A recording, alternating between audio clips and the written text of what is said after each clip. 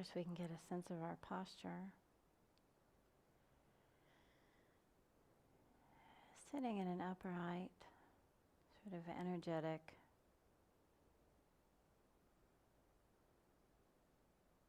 posture, bringing some enthusiasm to the spine without adding stiffness or being rigid.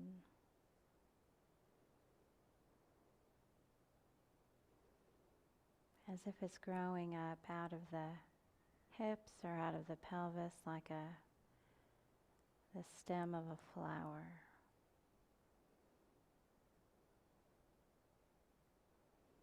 There's just enough energy, fiber and nutrition.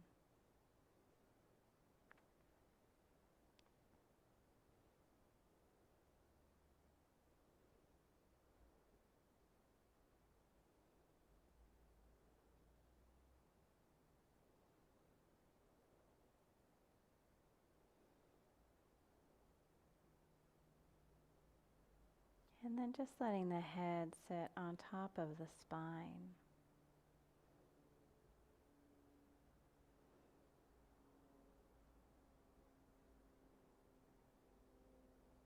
Like a bloom sits on top of the stem.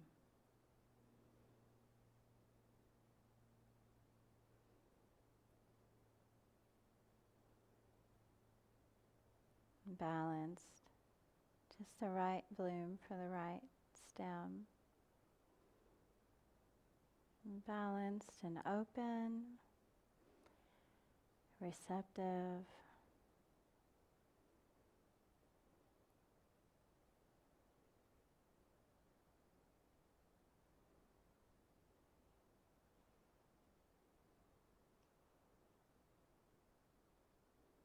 Reaching in a way for the sun, for the nutrients.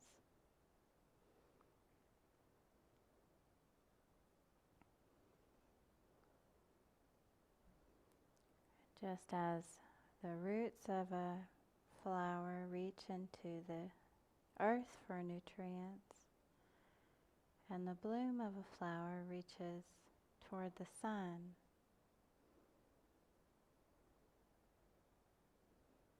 This is the balance that we can bring into our posture.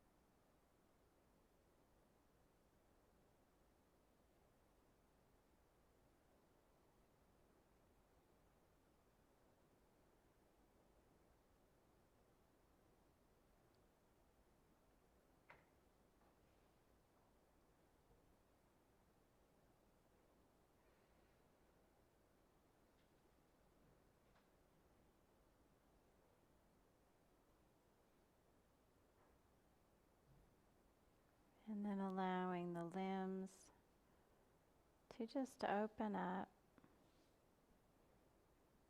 and gently relax into a settled position,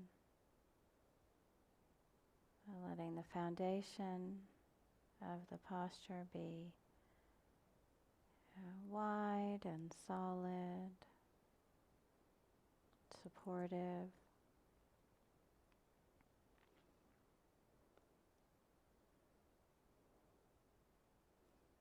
Letting the arms fall from Sort of the back of the shoulders, not slumping forward.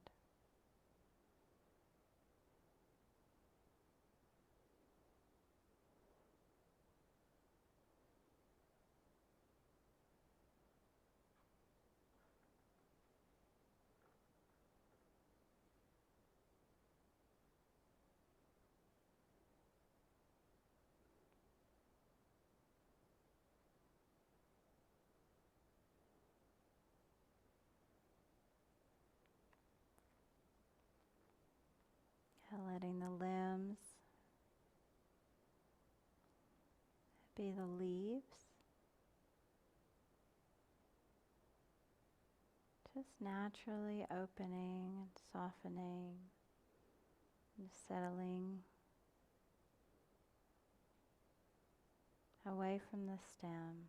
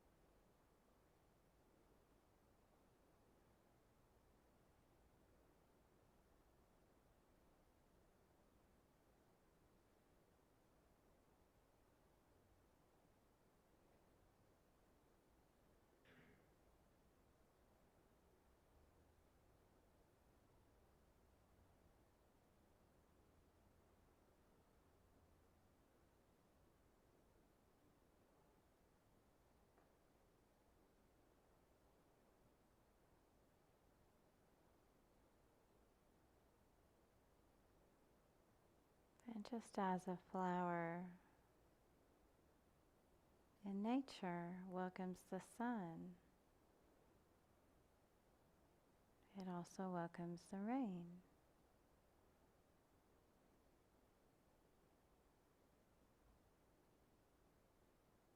It also welcomes the wind.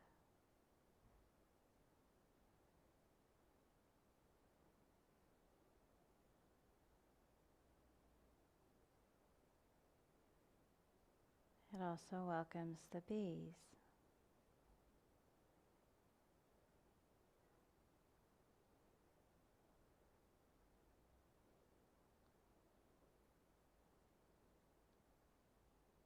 It even seems to welcome the people.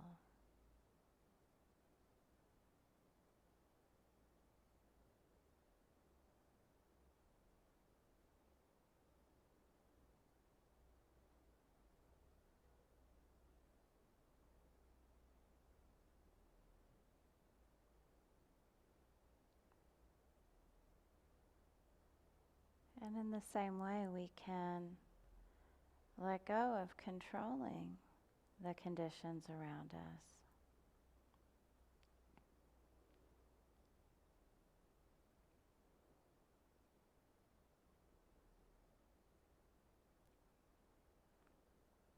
Not wishing it was rain when it's sun, or sun when it's wind, or people when it's bees.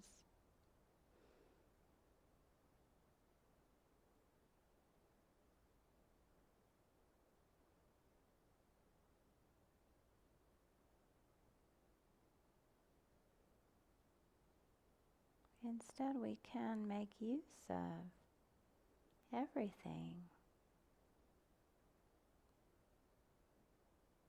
that comes. We can welcome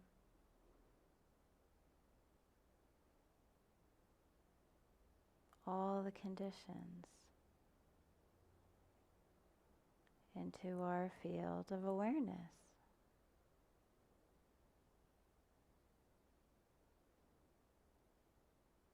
And learning from what shows up. Using what we can, leaving the rest.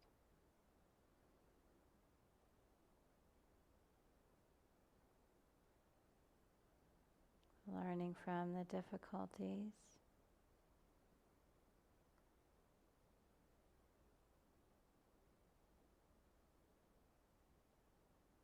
soaking up the nutrition, that which is nutritive.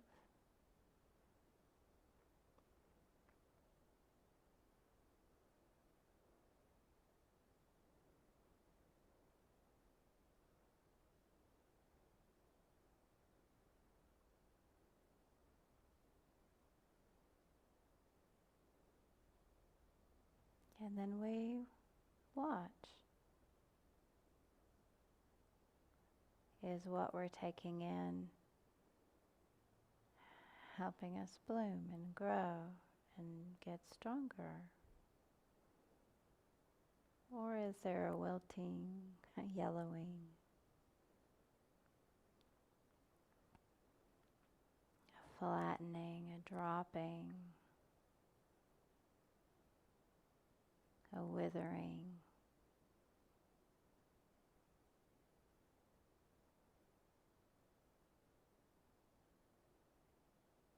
What are we feeding on? Everything's coming. But what are we feeding on?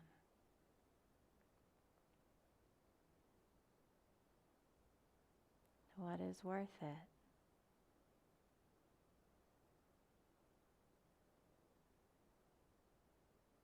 What is nutritious?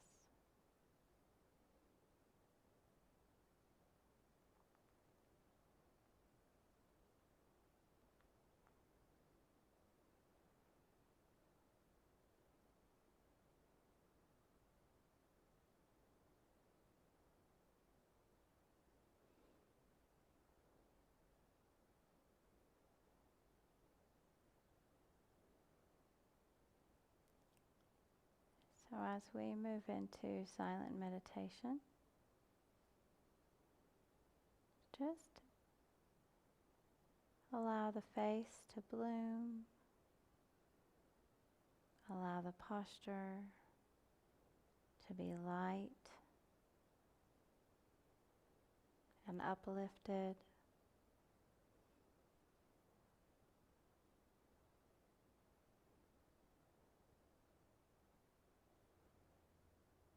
Coming back to the anchor of the breath or the inquiry.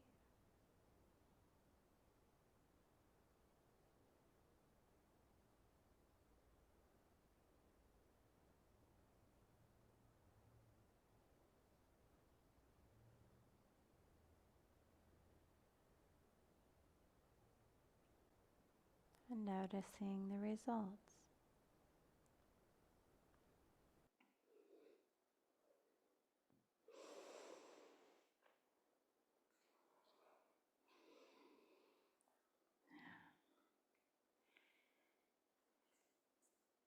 I got this book of reflections by Ajahn Chah as a gift a couple of weeks ago.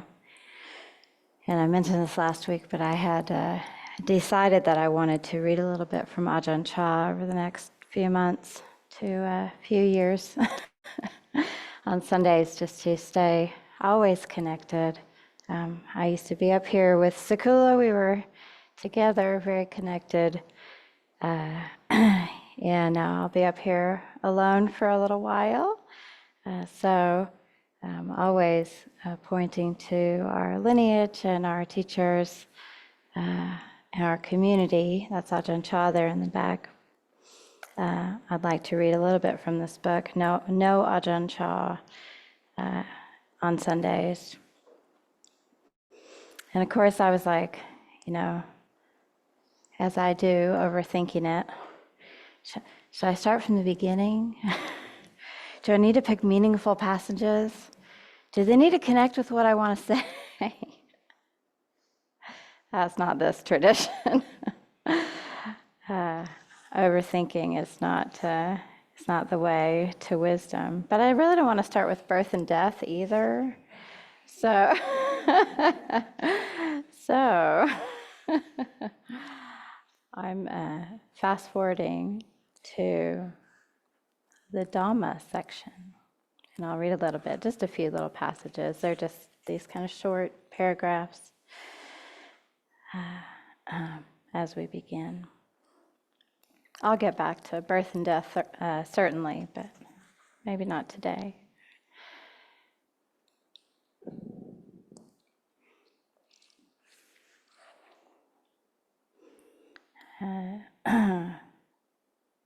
What is Dhamma?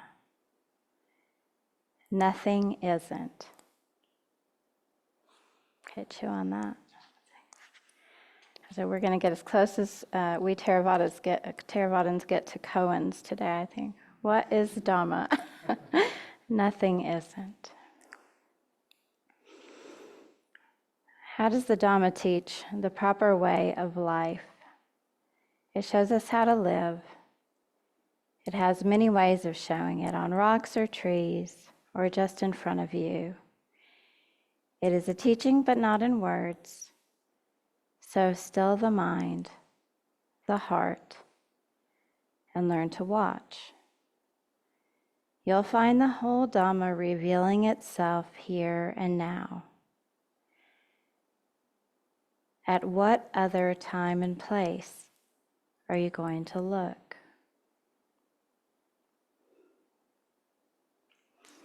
That'll do it. Doesn't take much to pierce the heart when you've got a book of wisdom at your fingertips. I've got the garden on the mind, all those blooms coming up right now, everywhere.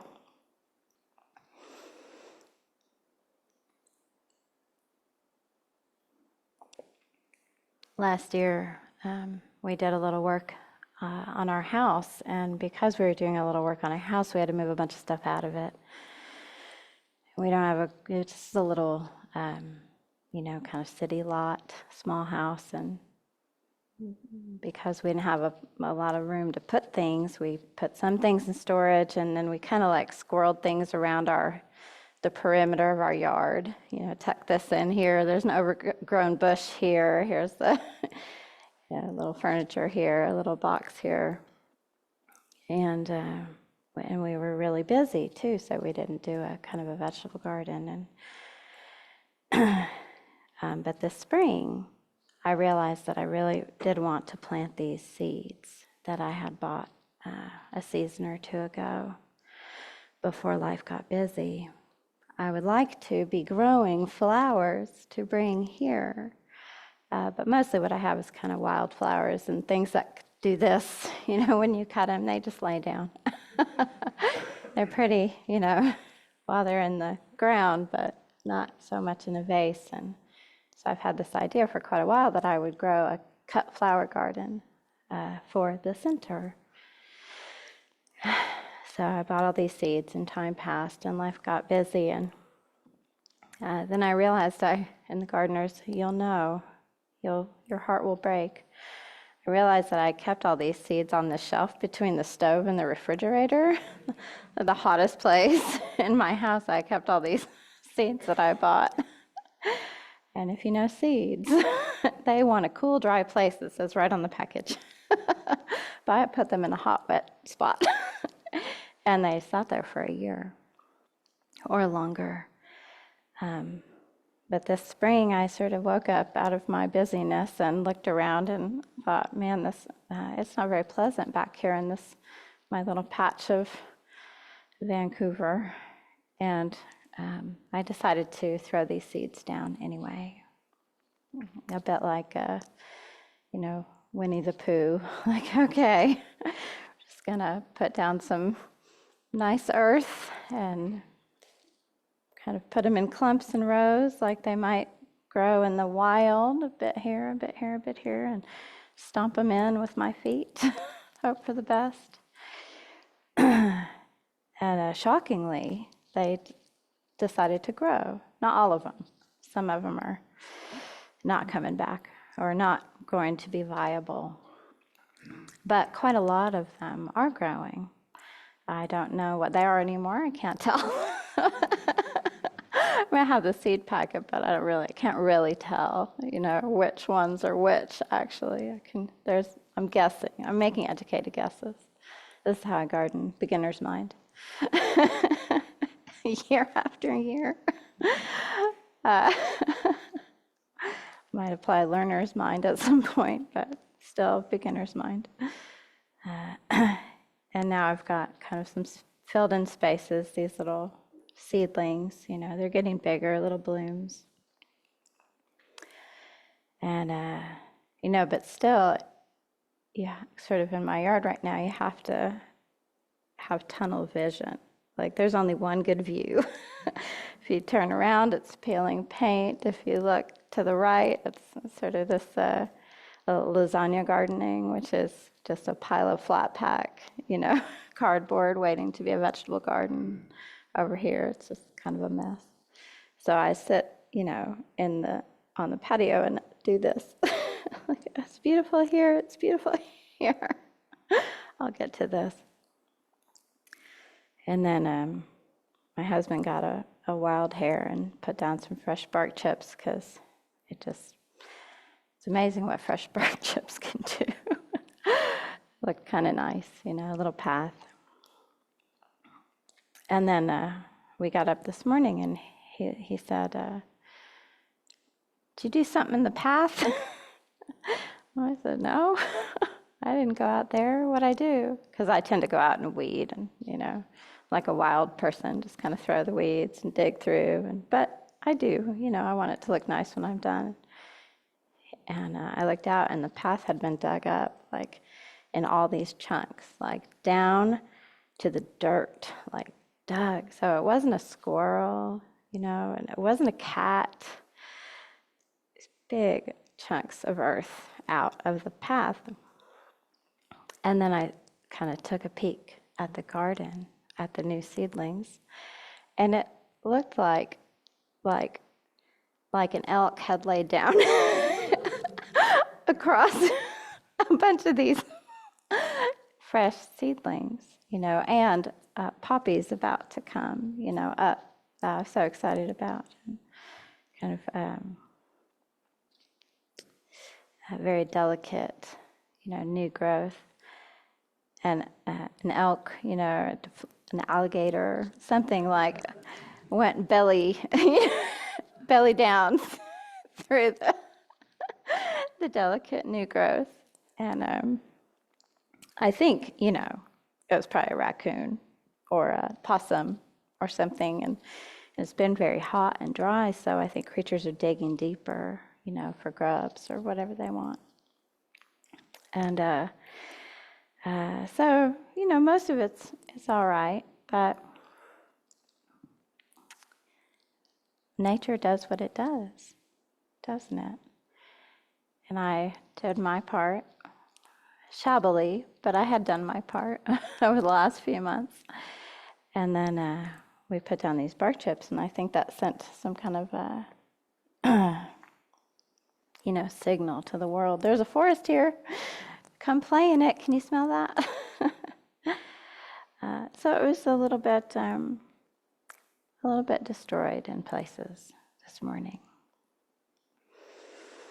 But I can't work up any kind of anger about it. I can't work up like a huge amount of disappointment over it. I can't get to annoyance over it. And that is the practice. And it's so fun to watch that happen over time. Things that would have been, and this is a small thing, but things that would have been difficult years ago are easier now. Something that would have kind of like, made me think about how could I have done this differently, and could I have protected these, and maybe the bark chips were the wrong thing, and how about these poppies, It's okay. It's not a big deal. It's interesting how the heart softens over the years. I was listening to a talk, I think, by Ajahn Amaro recently, and he articulated this in a way that was new to me, and it kind of stuck in a different way. And it was something that I had experienced, but I wouldn't have been able to articulate it. And then, kind of in this practice, like seeing something, feeling something, and then hearing it, so hearing someone describe it, and then seeing it again, that can be a really powerful kind of upward virtuous spiral, of encouragement and reinforcement. And he was talking about, objectivity around feelings or around reactions and around responses. And he was talking about how he was saying, I can't remember exactly the examples, but he was saying like, well, we can either say I feel sad, or we can look at it as this is what feeling sad feels like, or I feel annoyed by this trampling of the garden, or this is what feeling annoyed by the trampling of the garden feels like. So it's just like creating this cushion around the feeling itself. It's this way of looking, kind of allowing awareness to hold the feeling, rather than having it lodge into the gut, like so many feelings do. And of course, he had all, if you know Ajahn Amaro, he had all kinds of funny examples, like anything that you would approach in life, Is it this, or is it the feeling that is this? The artist formerly known as Prince. Is there space around it? Can we create space around it? And I had a small example of this happen the other day. It was really interesting. My daughter, a lot of you know her, Julia. She's the best. But then also she's 12. so she's a little stranger in a strange land right now. She's different to me. Her personality is changing a little bit. And I don't always know, I can't really count on her responses to be what they used to be. And we have bonded over, some of you might have heard of Taylor Swift, but she's a singer. Julie is a real Swiftie. And we have bonded a little bit over because I got into it. I let down my, 90s guard and allowed myself to really get hooked into Taylor Swift. Love it, actually, now. And I was driving Julie and one of her friends somewhere, because that's my job now. I drive and I pay. That's what I have. There's a few other things, but mostly I drive and I pay. I would cook, but they don't want that. So I drive and I pay. So I was driving to go somewhere to pay for something with Julie and one of her friends, and they didn't want any music on. They were tired, and I put on some Taylor Swift, which was cool like a week ago.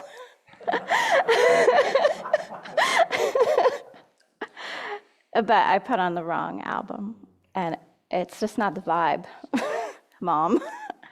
It's too poppy. I picked the wrong one. It's like, all right, well, I can live with that.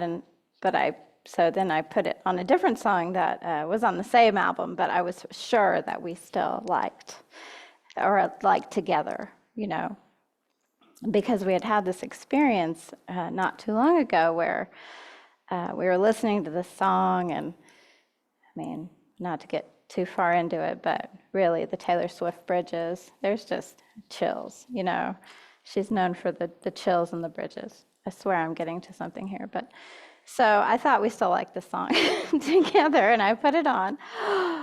Oh, Mom, are you kidding? And she's here with her friend who's also going, are you kidding? What is this? And so they take my phone and shut it off.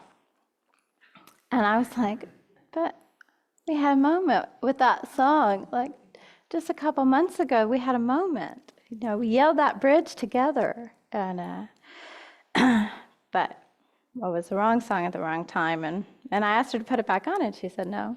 And I said, but I like it, and she said no. And then the internet went out because I was driving down the highway or something, and so then it was done, you know. And I began to weep.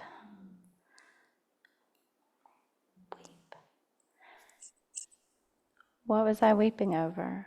The end of childhood?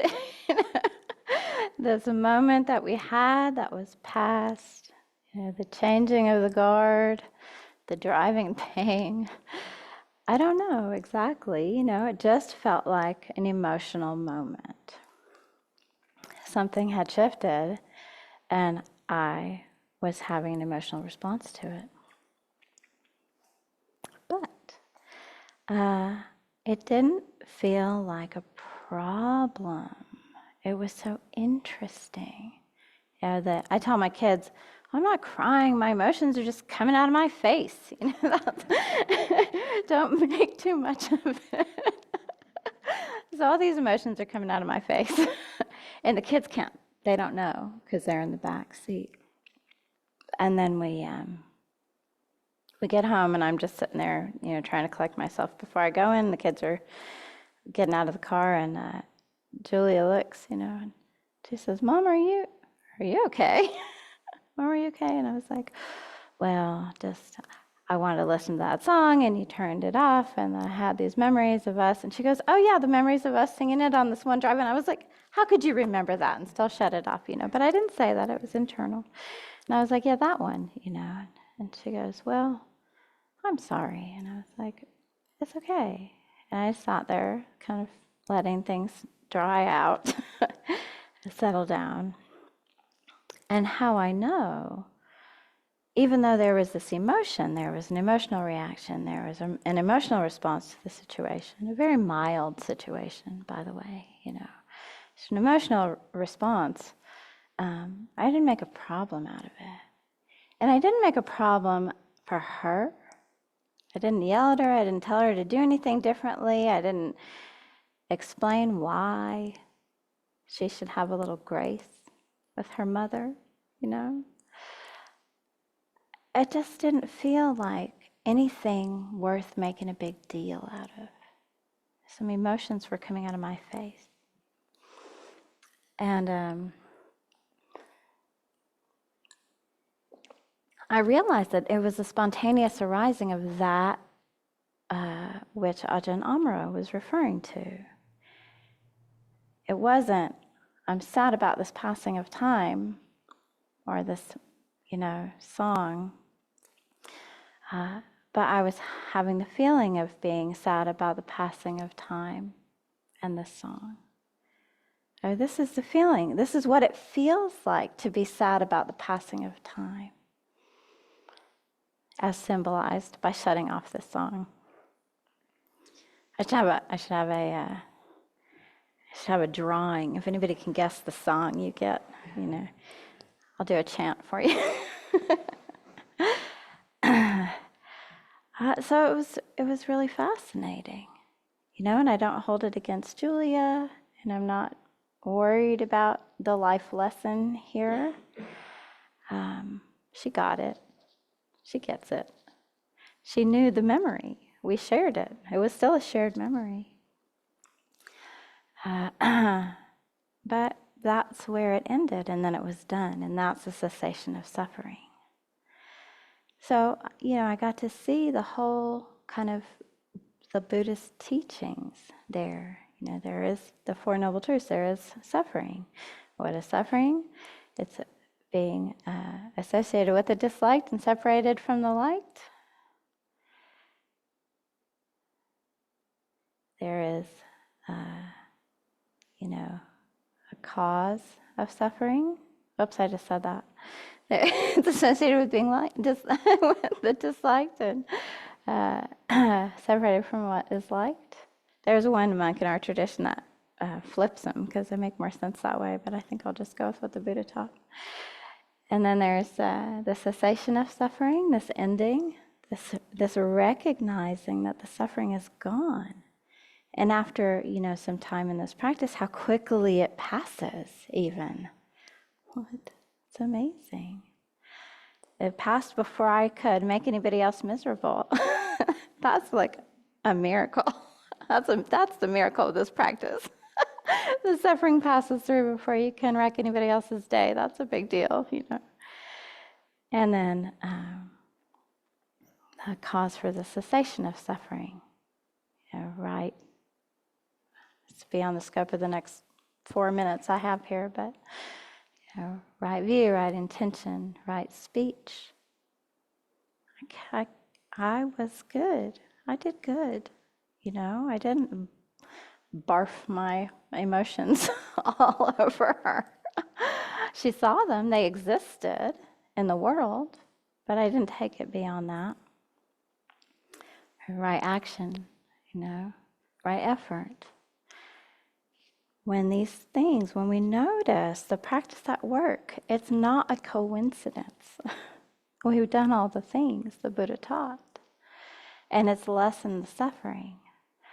And it's helping it move through faster. So then we can really have confidence that we're on the right path, that we're feeding on what is nutritious rather than what is detracting, taking away from our happiness. So it's useful to, I think, watch the little stuff.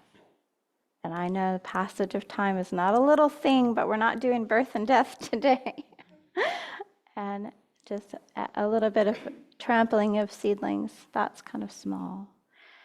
But if we're looking through the lens of Dhamma, if we're looking through everything, if we're looking at everything, like Ajahn Chah was saying, as an opportunity to learn and understand the nature of all things, then the little things, slowly they give us a capacity to manage the big stuff in also an organized, kind, receptive, responsive, gentle way.